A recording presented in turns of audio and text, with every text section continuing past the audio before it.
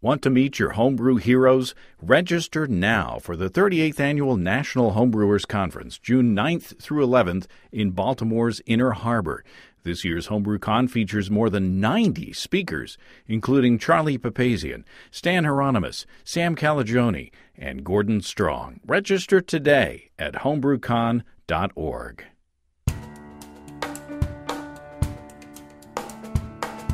Welcome to Basic Brewing Radio for Thursday, April 14th, 2016. I'm James Spencer. Here at Basic Brewing Radio, we're all about home brewing. This week, we go back down to the New Zealand Homebrew Conference to hear Chris Colby's presentation on how enzymes work. Chris will get into some pretty advanced scientific type stuff, and he'll give some practical advice on how it matters to how we brew.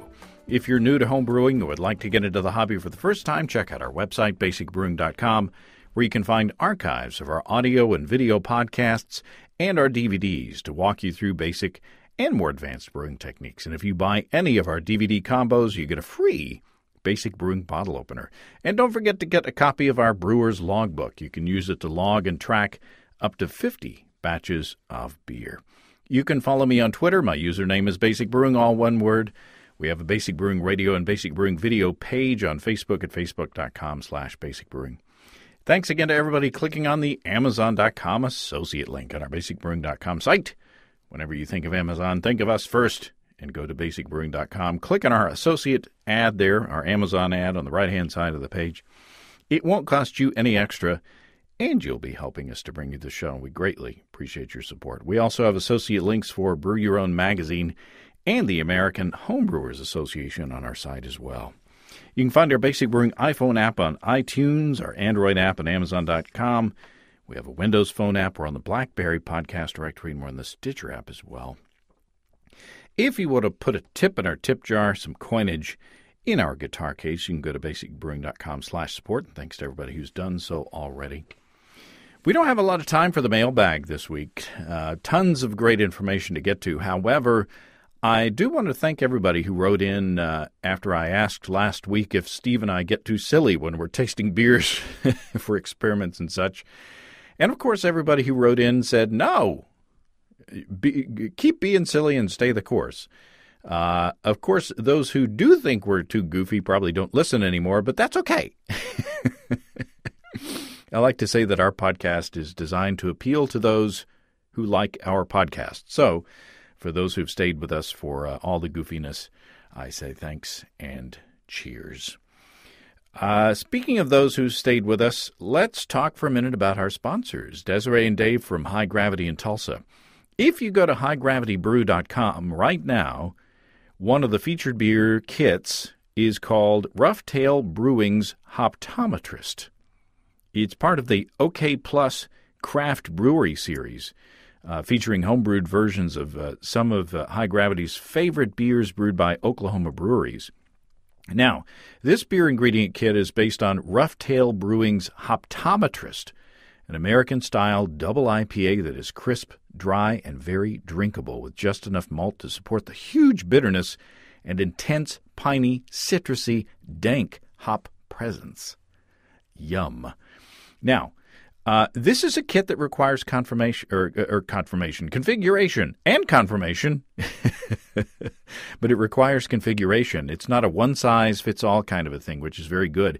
You can choose extract or all grain, whether you want your grains crushed or not, what kind of yeast you want, and you can choose to add nth ingredients to take this kit up to the nth level. For instance, if you may want to try adding coffee extract to your double IPA, or oak chips or spirals, and you can even select the toast level of your oak. So you can check out the Rough Tail Brewing Hoptometrist Kit and all its variations at highgravitybrew.com, and for ingredients and many other items, you can get $7.99 flat rate shipping. So check out our friends Desiree and Dave at highgravitybrew.com.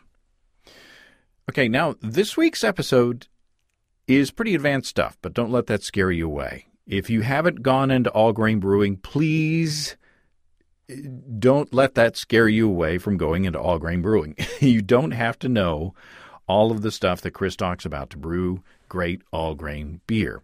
However, if you're already into all-grain, what Chris talks about in this presentation may help you get your mind around what's happening with the starches and the enzymes in your mash tun. So let's go to a little church on some sort of fairgrounds in Nelson, New Zealand, to hear Chris Colby, editor of beerandwinejournal.com, talk about the mechanics of how enzymes work.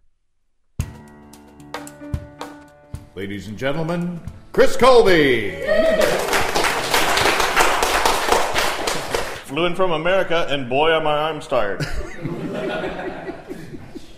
I'm trying to think of like a joke to start off with, and I guess maybe it'd be like, I'm from Texas, so it's nice to talk to people about science without the villagers turning out with pitchforks and, torches. That might be a good. I can make some other jokes about being in a church that. But let's skip on to starch.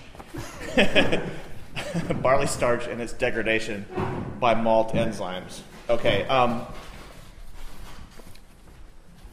Obviously, one of the main things in beer production is the mash, where you convert starch into smaller carbohydrates, mostly maltose, so that it ferments into ethanol and carbon dioxide. And I just want to talk a little bit about barley starch, the nature of barley starch, and the enzymes that degrade it, and the subsequent wort that results from that. And first of all, when people say starch, you have to realize that starch isn't one thing. Like when people say water, that's one thing. That's H2O. Hydrogen peroxide, that's one thing. Starch is a broad class of molecules that varies between species of plants, if it's a plant-based starch, and varies between, if you're chemically synthesizing it, it varies. But basically, starch is, individual sugar molecules joined together in either a chain or a tree, and the properties of starch vary in cereal grains from species to species, and even among barley, and even among malting barleys, that there's some variation. But basically, to simplify things, you can break up starch into two components, amylose and amylopectin. And basically, amylose is a linear, I'm putting in air quotes for now, molecule of glucose residues. They're joined from, if you would count around the glucose molecule, they're joined from the first carbon to the fourth carbon, and then on the next one, the first to the fourth. Those are called alpha 1,4 linkages. There's a beta linkage, but they don't have anything to do with what we're talking about today, so we won't get into that. But so you can basically think about it as just they're joined from the same parts of each molecule, the same parts of the same parts. Okay. In barley starch, the average amylose molecule is between 500 and 5,000 glucose residues long. Okay, so that's pretty long, and that's a pretty good, tenfold level of variation in the length. And I put linear in quotes earlier because, contrary to what a lot of things you read, there actually are branch points on amylose. There's in an average barley starch, there's 9 to 20 branch points, of which there's a side chain between 40 to 100 glucose molecules, glucose residues hanging off of that. So it's not completely unbranched, but at least compared to amylopectin, it is. Of the total starch in barley, 25 to 30% of it is amylose. Okay, another thing about amylose is that a certain amount of it is associated with lipids. Amylose inside barley and in solution assumes a helical pattern, and a certain percentage of it has lipids associated with it, and the lipids are actually inside the helix. This has a couple consequences. One, it prevents the enzymatic degradation of that amylose, and second, it prevents you from doing an iodine test that successfully, because in an iodine test, you add iodine to the beer, and the iodine molecules, what's called intercalates, gets inside the helix, and that's what yields a positive iodine reaction. But if there's a lipid in there, the iodine molecule can't get in there, so it's potentially a confounding factor in an iodine test. In practice, the amount of amylase that has the lipids that's doing this is small, and it's not a real everyday big problem in brewing, but it can be a minor problem if you're like really trying to fine tune the amount of amylose you have, and you can detect by that. Okay, so amylopectin, if 25 to 30% of starch is amylose, the rest is amylopectin. Amylopectin is a much larger molecule than amylose. It ranges from 10 to the 7th to 10 to the 8th in terms of molecular weight. Okay, that's not directly comparable to, I gave the first size and number of residues versus this is molecular weight. But anyway, it's amylopectin, and it's a gigantic molecule. Amylose is a relatively small molecule. And you can break down the chains inside amylopectin into three different... Oh, wait. Let me back up a second. The difference between amylopectin and amylose is relatively one long molecule. It's got a couple side chains. Amylopectin is a molecule that has just a huge proliferation of side chains. So it would look like Charlie Bamforth, American brewing scientist, likens it to a weeping willow. Okay, this is a big, bushy, stringy molecule. And you can break down the chains in an amylopectin molecule into three different classes. Okay, they're not real. They're not actual chemical, like different classes. This is just a way to organize them in your mind.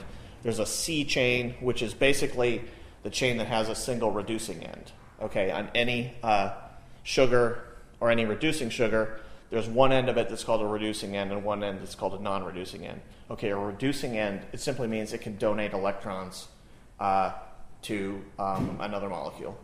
Okay, and when you chain a bunch of reducing sugars together, there's one end that's capable of donating electrons, and there's the other end that's not.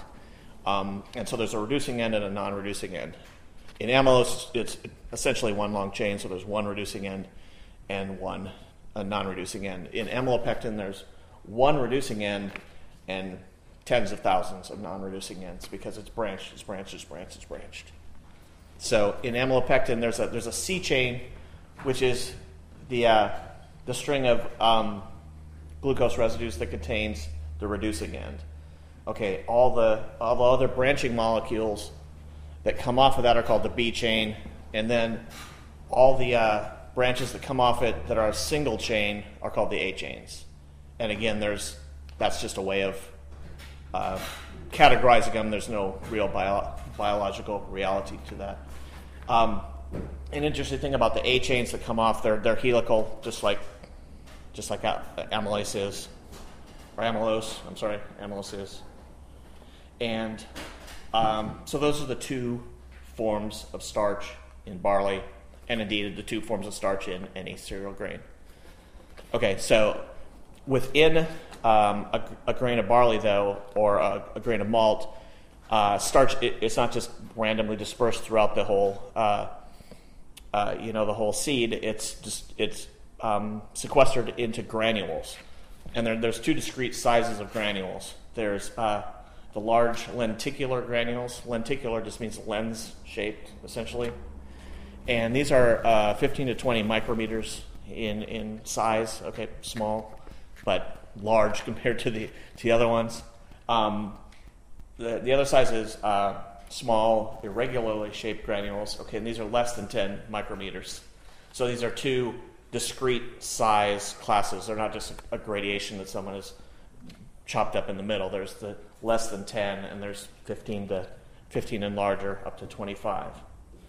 Okay, there are much much more in number of the small granules, but yet they're only 10 to 15% of the starch by weight, because the larger ones are just so much larger that by percentage weight, there's more of them in solution. Okay, Also, protein or starch granules are not just simply starch. There's starch. There's some of the amylose in there has lipid associated with it. Also, there's proteins on the outside of the granule that help stabilize it. They also help protect it from enzymatic degradation. There's a crystalline structure to the various granules in both the large and the small. Basically, if you were to slice a granule in half and look at it under a microscope, you would see what looks sort of like a bullseye pattern of dark and light colored bands. The dark colored bands would be mostly amylose, and they would be amylose molecules that are just, since they're mostly linear, they're just lined up, stacked on top of each other very, very close. The lighter bands would be a more amorphous structure, sort of less tightly packed.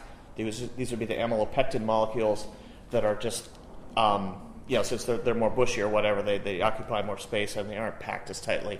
So the granules have an internal structure within them. Basically, you've got starch.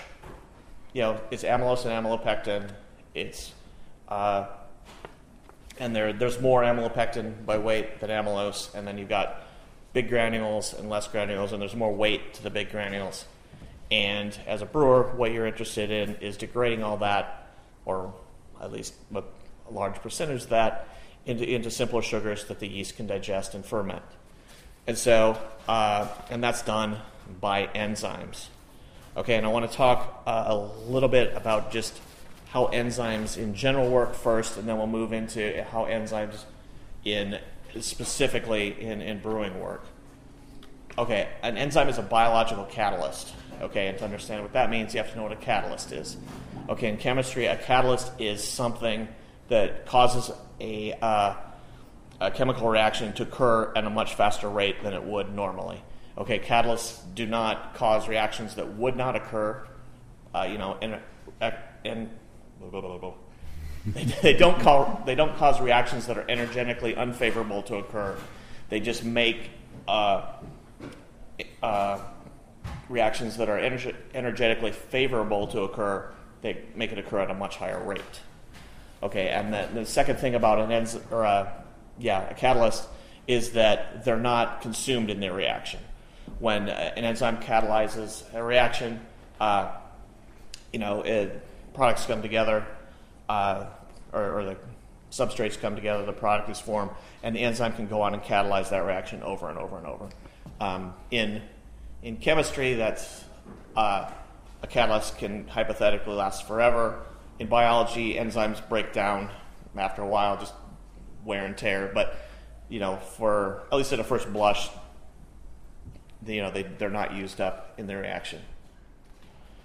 Okay, in biology, most enzymes, the vast majority of enzymes are proteins. There are a few that are RNA, but these don't have anything to do with brewing, so we're not going to worry about that. So we'll just talk about protein-based enzymes. And proteins are chains of amino acids. Okay, amino acids are small molecules. There's 20 some of them in most organisms, and these form chains that then form what are called proteins. Okay, the structure of any protein, including those proteins that end up being enzymes, is there's the primary structure, which is just there's 20 different amino acids. Which amino acid, glycine, alanine, blah blah blah, different names of amino acids. So it's just the names of what all those are. That's a primary structure. Secondary structure is that chain of things could form different 3D shapes. A helix is very common. The chain of things will form a helix. There's what's called a beta sheet, which is just the molecule sort of goes back and forth and makes a sheet. There are bends or whatever. And anyway, basically, if you just think of a string, like how many different ways could you twist a string into some sort of structure? Those are secondary structures. Tertiary structure is the overall, once you've got the helical regions, the flat regions, the bends or whatever, tertiary structure is just the overall 3D structure of that one strand of amino acids. And most enzymes are at least roughly globular. They're, not perfectly spherical, but they're a big glob of things, and they're, because basically just the electrostatic forces or whatever push everything together. So it's roughly like a ball of string that, if you made a little helix here and a bend here and blah, blah, blah, then crushed it together into a big blob, that would be what the tertiary structure of an enzyme is. The quaternary structure is, and primary, secondary, tertiary, 1, 2, 3, 4. Quaternary is just a lot of proteins exist as more than one string of amino acids. There's more than one subunit, and they just all fit together. So that's pretty simple. And then so all of that is stabilized by van der Waals forces, which are just weak electronic interactions. If a helix is going this way and there's another one coming the other way, and they're sitting there, the weak electronic forces are just going to sort of hold them together, and they're more stably held together by disulfide bonds, which are, you have a sulfur molecule on one strand of the protein, another. They come together. They're usually enzymatically joined together, and there's an actual chemical bond between that, and those stabilize the overall proteins. Okay, so enzymes function strictly as a function of their shape. Okay, they're, a lot of people sort of try to explain them as they're small little molecular machines or whatever, and that's an analogy, but it sort of breaks down, and the machine usually has moving parts and does all those things. But an enzyme is just basically, you can think of it as a string. It's just wadded up into a thing. Its only function is dependent on its shape. And the usual way that enzymes work are described in what biochemists call the induced fit model. Basically, you've got the enzyme, you've got whatever substrates you've got, and there's a couple different kinds of reactions or classes of reactions. There's one in which an enzyme takes two different molecules of substrate and joins them together, or as in the important biological ones we're going to talk about, they take one molecule and break it into two. And in the induced fit model, basically, you get the substrate bumps into the enzyme, and specifically the active side of the enzyme. There's usually a little cleft or little, like very fancifully, you can think of a lot of enzymes as looking sort of like a Pac-Man. They're roughly globular, but there'll be a little sort of cliff or cleft into them. And the substrate will bump into that, and just the sort of ordinary forces going along with whatever speed the molecule has and whatever electronic charge there is will cause the enzyme to clamp down on it. And then if it's a catalytic enzyme, it will clamp down on the other substrate when it happens to bump into it and bring those physically together, and that'll speed up the reaction. And it also, the charges on the molecules, it also makes it conducive for that reaction to occur. Or in the case of brewing, which we're interested in, like the starch molecule will contact an amylase molecule.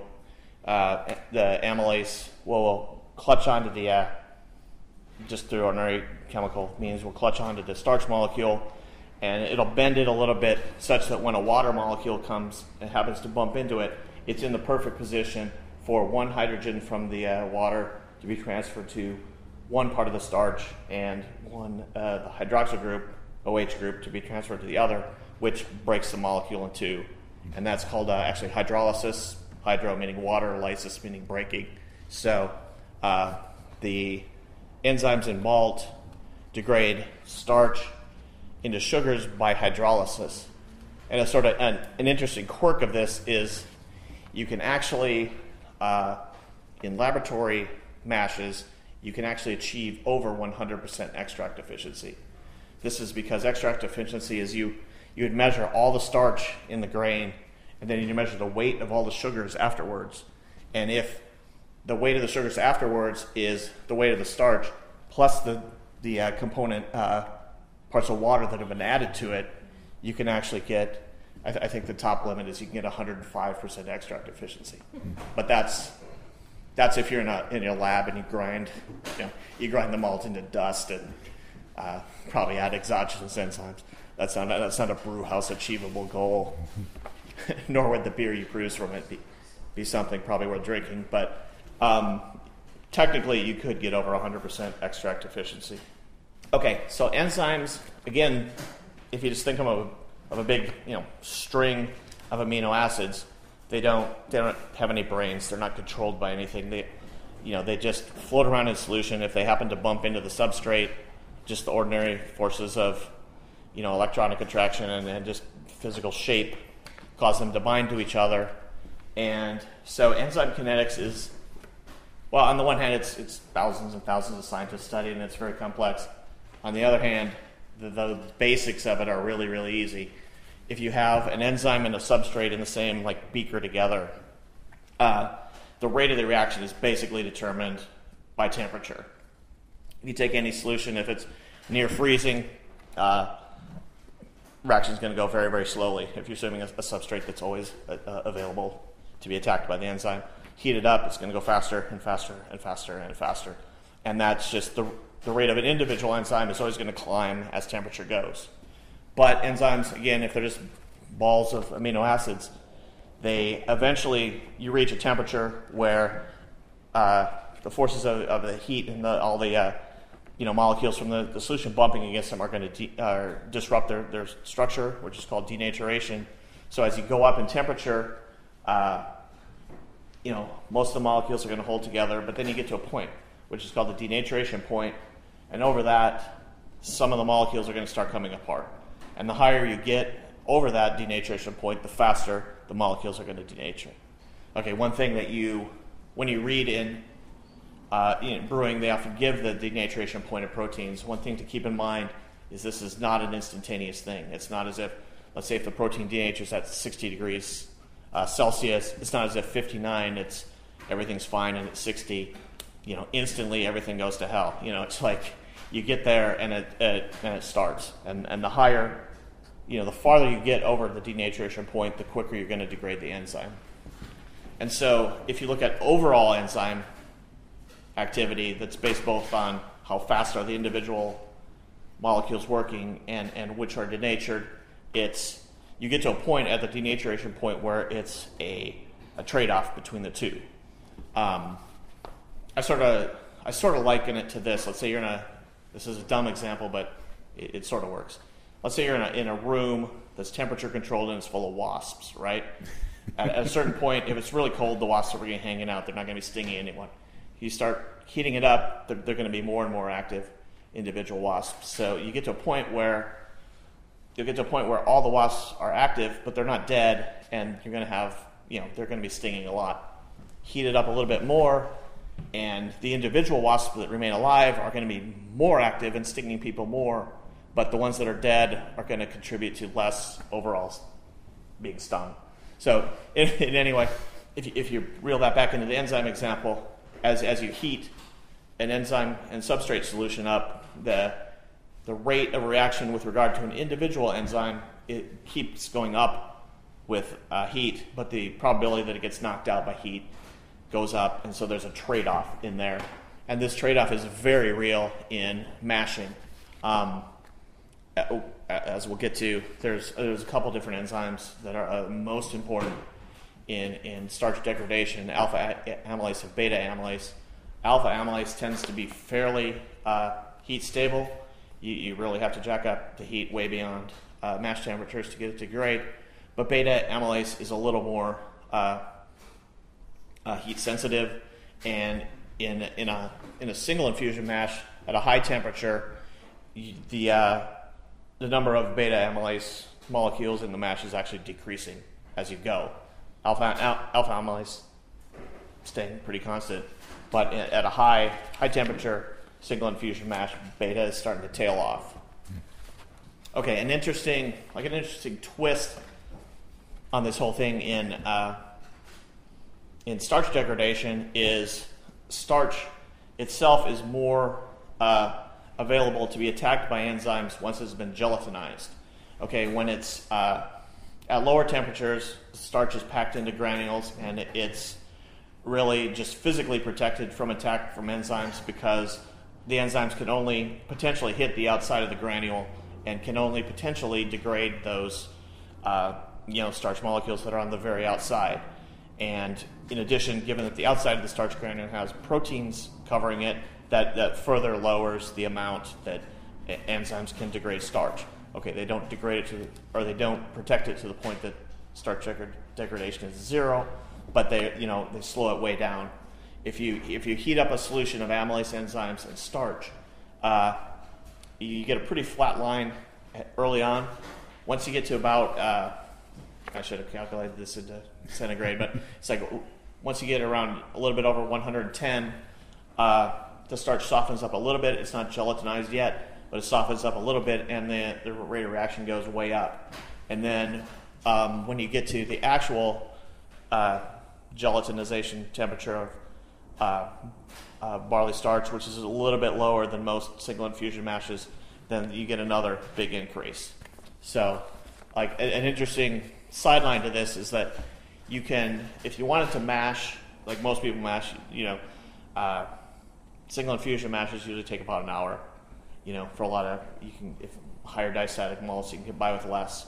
But if you wanted to, you could dial it down 20 degrees and just spend several hours, and those reactions would still occur.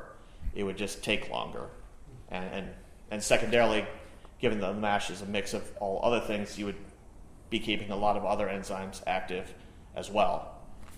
So, but in terms of starch degradation, you could do it at a single infusion mash, or you could go much lower, and it would just take much more time. Like a lot of times in explanations of how enzymes work in sort of brewing text, they say this enzyme works here, this enzyme works here, this enzyme, and then that's just wrong. They all work across all those temperatures. It's just what speed are they working at, and are they being denatured at the same point? So when you're doing a protein rest, for example, or a beta-glucan rest, there's still starch degradation going on. It's just going on at a rate that's much lower than you want it to be. So you hear with about the fully modified malts and all that kind of stuff. Mm-hmm. I mean, can you actually buy unmodified malts these days? You know what I mean? And not unmodified. You can. That's barley seed. But you can buy undermodified malts. They're harder to find, but yeah. There are places that specifically malt those, because if you want to do a decoction mash or a step mash, yeah. But they can't. I mean, the common malts, most stuff in the brew shop is normally is fully modified. Yeah. There's just so it's like we have all this talk about stuff which doesn't really exist, sort of thing. You know what I mean? Yes. It's got a lot of focus. I know exactly what you mean. Yeah. No. These days, mashing is an extension of malting, and these days most brewers want to do a single infusion mash. Decoction mashes are very energy intensive. They take a long time. A lot of brew house problems. If you can get your malt from the maltster such that all you need to do is a single infusion mash, that's what brewers want to do. Even in Germany, which is sort of famous for decoction mashing or whatever, most except for more artisanal, smaller, blah blah blah, most of them do single infusion mashes these days, and just sort of try to fake that decoction thing by adding aromatic malt or something similar. But yeah. So theoretically, I mean, you said earlier that the enzymes work by bumping into the starches and such. Right. Can you accelerate the process of the enzymes' effect by physically stirring the mash? I mean, in that macro environment. Yep. Yeah, you can stir the mash, because one thing that in an unstirred mash, if you've got an enzyme and it's surrounded by starch, it's going to go bump around into all the starch. It'll convert, if it's beta amylase, and we'll get into that in a minute. Like maltose. But eventually, it's going to be an enzyme sitting in a pool of maltose, and it's not going to have just physical access to other bits of starch. So stirring that up helps. Adjusting your mash thickness helps. There's a sort of an optimal mash thickness with regards to if you're too thick, the enzyme's not going to have enough water to work. It's going to be stuck in sort of a local pool of whatever products it creates, which can incidentally have a feedback loop. If you're too dilute, every individual molecule has to sort of travel through the solution to a greater extent to find starch to degrade. So there's the current mash thicknesses that we use are a compromise that people have found mostly by trial and error, mostly centuries before anyone knew what enzymes were, that worked out.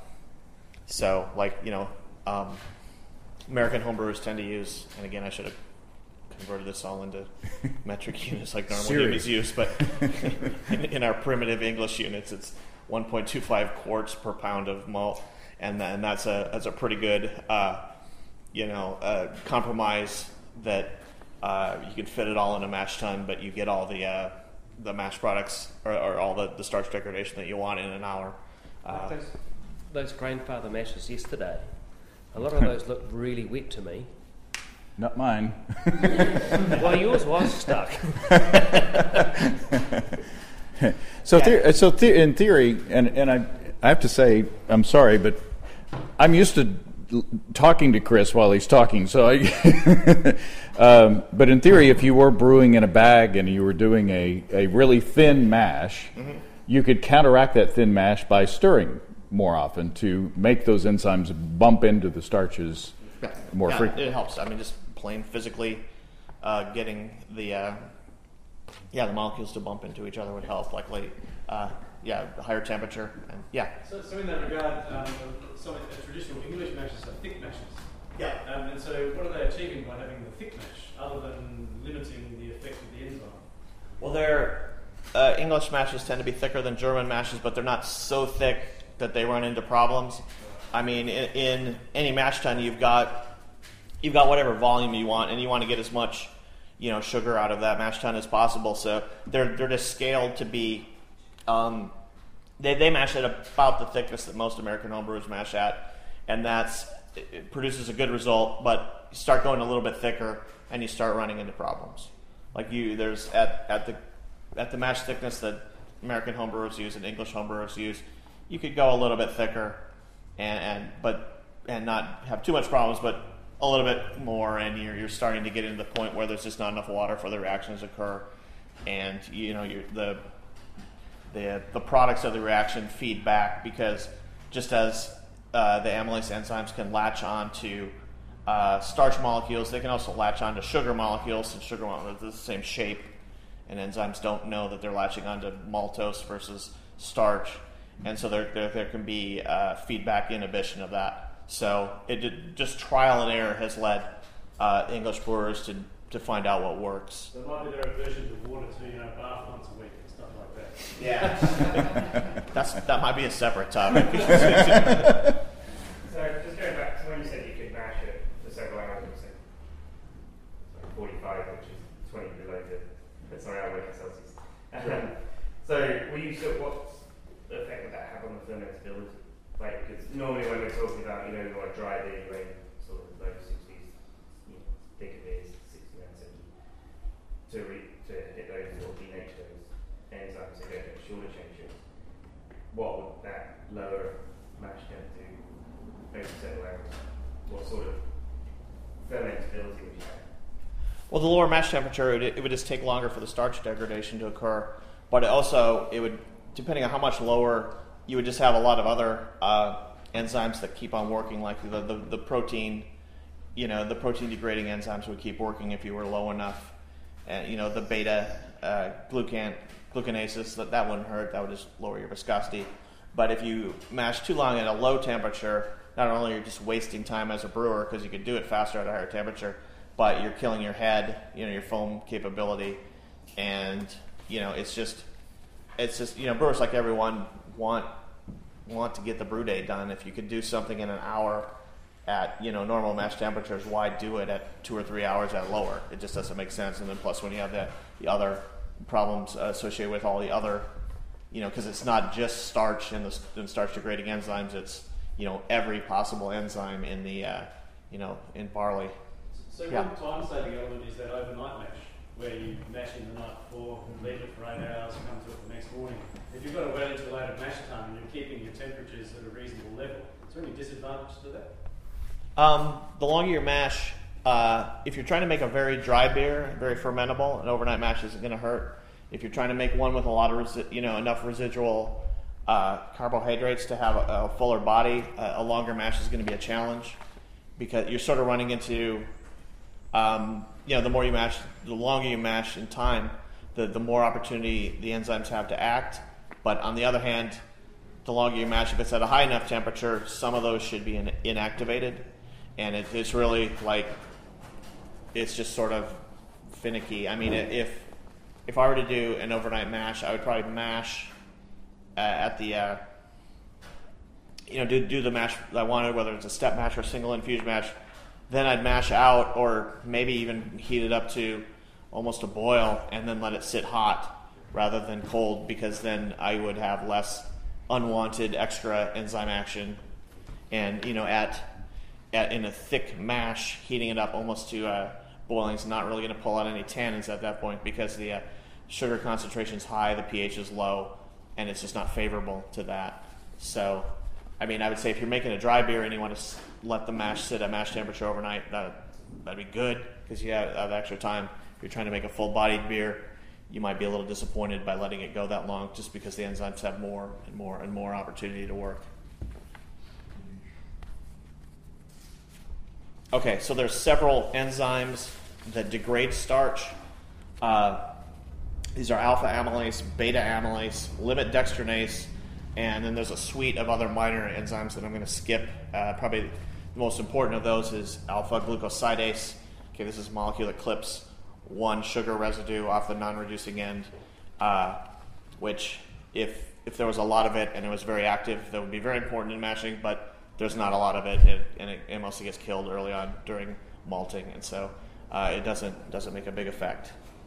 So anyway, alpha amylase is a molecule that attacks the 1 to 4 linkage in starch, and it attacks basically at random positions along the molecule. So if you have an amylose molecule, just a long chain or whatever, it's going to just, wherever it bumps into, it's going to grab on, bend the chain a little bit, water's going to come in, and boom, suddenly your product is 2 shorter chains of amylose.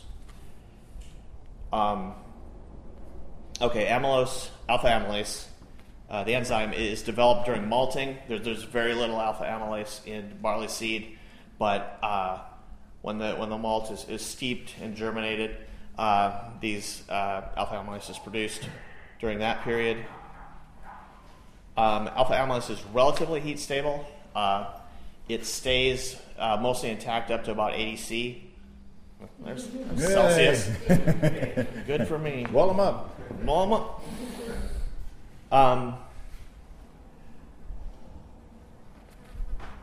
Alpha amylase is inhibited by another protein called barley amylase subtilism inhibitor, which is BASI. Okay, so there's this inhibitory protein that comes along with it, and basically, obviously, in brewing, there's not enough of that to stop you from mashing, but it's a protein that the barley creates itself to sort of limit the rate of reaction, because biological organisms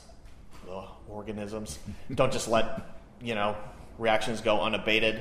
If you were a barley seed, having just all your starch degraded in a couple minutes would not be a good idea. You would want tiny milligrams to be released as you grow, because I don't know if you know this, but barley doesn't grow at mash temperatures.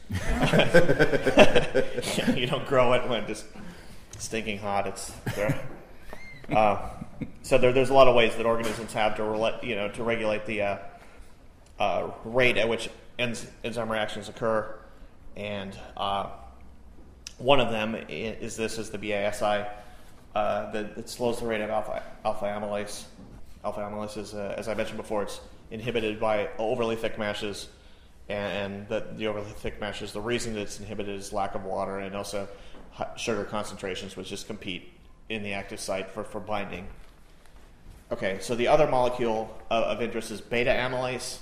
Beta amylase also attacks starch molecules, but instead of just glomming onto any part of a starch molecule, it attacks the penultimate 1,4 bond in a non-reducing end. So there's the non-reducing end, there's the first bond in, and there's a second bond in, and it clips that second bond in, which releases its products are a slightly smaller starch molecule and maltose.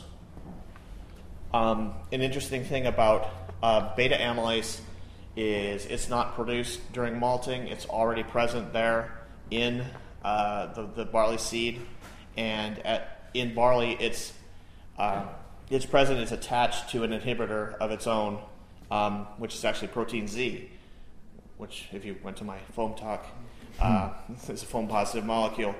So beta amylase in barley seed, almost all of it's attached to protein Z, and what happens during the mash is that proteases, or happens both in malting and the mash, but proteases will clip those two proteins apart, and suddenly the beta amylase that's already present is unleashed and ready to go. And another interesting thing about beta amylase is it's present in both free and bound conditions. There's free beta amylase, it's just floating in solution, but there's also bound beta amylase, it's bound to things other than the inhibitor, and so and when it's bound to them, it's not actually soluble. It may be stirred into solution as a colloid, but it's not actually soluble, so that puts a bit of a damper on its activity. But of course, trial and error has led us to the temperatures and mash thicknesses and all that, so that it doesn't, that's of scientific interest, but not of practical everyday brewing interest. Also, the inhibitor that it's bound to is influenced by serine concentration. Serine is an amino acid. The higher the serine concentration in your mash, the more that's going to inhibit beta amylase. Now, obviously, you don't go to homebrew stores and buy malts based on serine concentration. That's just more of a that's interesting. Then I'm going to go to my brewery and do something about this piece of information. But okay, and one of the big differences between alpha amylase and beta amylase, other than they attack different parts of the starch molecule, is that beta amylase is much more heat sensitive. How heat sensitive it is a matter of debate. The sort of old conventional wisdom used to be that alpha amylase was very, very heat stable, and beta amylase was very, very heat labile, which meaning it was sensitive to heat. Subsequent studies have tended to say, depending on the calcium concentration in your wort and other factors, beta amylase might be more, a little bit more stable than people thought it was. Because laboratory mashes, the thing when brewing scientists do things, it's not always completely mimicking brewhouse conditions. So there's some discussion about how heat stable is this really. The third, alpha and beta amylase are the main two enzymes in starch degradation, but lipid dextranase also plays a role. And lipid dextranase is an enzyme that cuts the 1,6 bonds. These are the bonds that create a side branch off of, if you've got an amylose, it's all 1,4, 1,4, 1,4, 1,4. But if on one of those molecules that has its number 1 carbon is bound to the 4 of that one, and its number 4 is bound to the 1 of this one, its number 6 carbon can be bound to the number 1 carbon on another, and that can then be extended in 1,4 linkages out, so you basically have a side branch. And what limit dextranase does is clip off those side branches. And limit dextranase has the importance of it has, in the minds of brewing scientists, has varied over time. At first, people were like, it's really active, it does all this, clips off all the side branches, it increases fermentability. And then there was a little while where brewing scientists said, no, it's all killed during malting, it's not really that active. And now, again, because the mashes they use in scientific studies aren't always similar to actual brewhouse mashes, people are starting to think in practice limit dextranase is doing a little more than they thought it was in the days where they didn't think it was doing much. Limit dextranase also produced during germination. It's unlike beta amylase, it's not there the whole time. They still think that in malts that are killed to a higher degree, that it probably does little or nothing. Like if you've got a Munich malt compared to a Pilsner malt, there's probably a lot less limit dextranase in the Munich malt. Limit dextranase, also like beta amylase, some of it's bound to other molecules, so some of it's, that limits its solubility and its activity. The MASH is, for biochemists, it's interesting. Most of the time when biochemists study things, they've got one enzyme, one substrate, and they'll try to measure things like reaction rates and all this. But the MASH is very interesting because obviously for brewers it's a practical thing. We're not interested in doing a scientific study. We're trying to make something that's fermentable for the wort. And during the MASH, there's a lot of interesting things that occur. Like, for example, the substrate, you start with a lot of starch at the beginning, and the amount of substrate, continues to decrease throughout the MASH. And this has some interesting consequences in that beta amylase actually, although it'll bind to either sugars or pieces of starch, it preferentially binds to large bits of starch that's small. So as the MASH progresses and the average amylose chains and amylopectin fragments get smaller, beta amylase's activity decreases just because of it's the affinity for the substrate is dropping, and that's on top of the fact that it's also, if it's a hot enough MASH, it's also being denatured. So for a long time, brewers have thought that beta amylase activity is like that's sort of the key in the MASH. It was always thought that alpha amylase is not going to be denatured. It's always going to be there. Do whatever you want, but think about the MASH in terms of your beta amylase activity and not killing it off.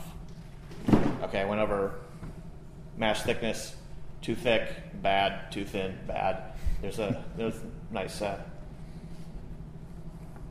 There's a nice middle ground. What's the word? Yeah, middle ground. Compromise. There you go. There's a nice compromise that was found out by just simple trial and error before anyone knew what an enzyme was or what its nature was. Okay, and after the MASH, so at the conclusion of the MASH, you probably largely have almost all of the alpha amylase left in solution. Depending on your MASH temperature, higher MASH temperatures, you might have degraded a significant amount of the beta amylase.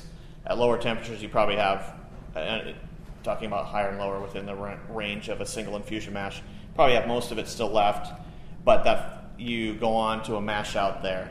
And the mash out, usually about 76 degrees centigrade. So at that point, you're probably going to, centigrade, woo! At that point, you're probably going to degrade the rest of the beta amylase, but you're still under the denaturation temperature of the alpha amylase, which, again, there's some controversy about this. Some alpha amylase might even survive the boil. Not much, they don't think, but there's at least conflicting research out about that. So that's basically it. The big summary is that, starch is made of two components, amylose, amylopectin. It's stored in either big granules or small granules. The three major enzymes to degrade it are alpha amylase, beta amylase, and limit dextranase. Alpha amylase cuts big starch molecules into two smaller starch molecules. Beta amylase chops off the non-reducing end into maltose plus a larger starch molecule, and limit dextranase clips off the side branches of starch. And it's the combination of those three in concert that degrades, huge all the starch into wort, which is mostly maltose, secondarily maltotriose, thirdly malto, whatever. It's the four maltose version of that, and then maltopentose. Also in wort, there's a small amount of sucrose, which ironically does not come from starch breakdown. The sucrose is present in the barley malt to begin with. There's also small amounts of fructose and glucose, which the glucose actually does come from the small amount of alpha galactosidase activity. And so that's it. Basically, you start out with starch, you end up with much, much smaller pieces of starch and sugars, and That's the end of my talk. Yay!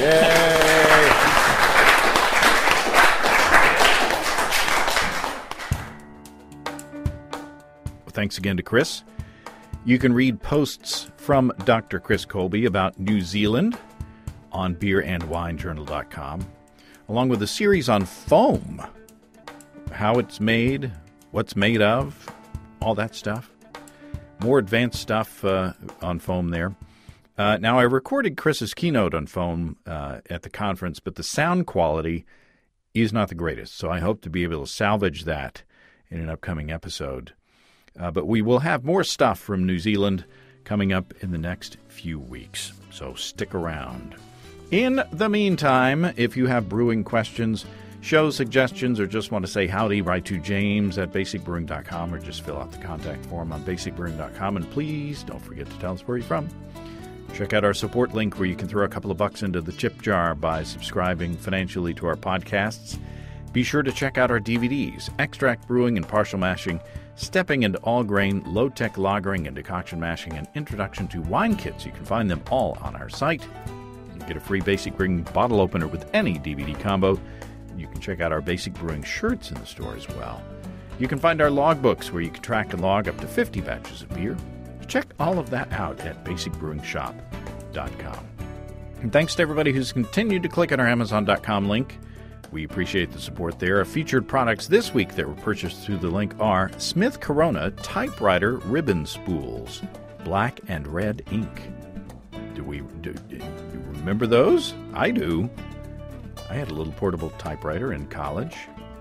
That's how old I am. The original Bialetti Mocha Express made in Italy 6-cup stovetop espresso maker with patented valve. Sounds cool. Thanks again, everybody. And remember, I can't tell who bought what, so no worries there. Just click on the Amazon.com logo on our site the next time you feel like Amazon shopping. We greatly appreciate your support. And don't forget, you can also join the American Homebrewers Association and subscribe to Brew Your Own magazine through the associate links on basicbrewing.com. That's all until next time. Until then, thanks for listening, everybody. I'm James Spencer. Production help for Basic Brewing Radio and our website is provided by Kelly Dodson. Basic Brewing Radio is a production of Active Voicing. We'll talk to you next time, everybody. So long.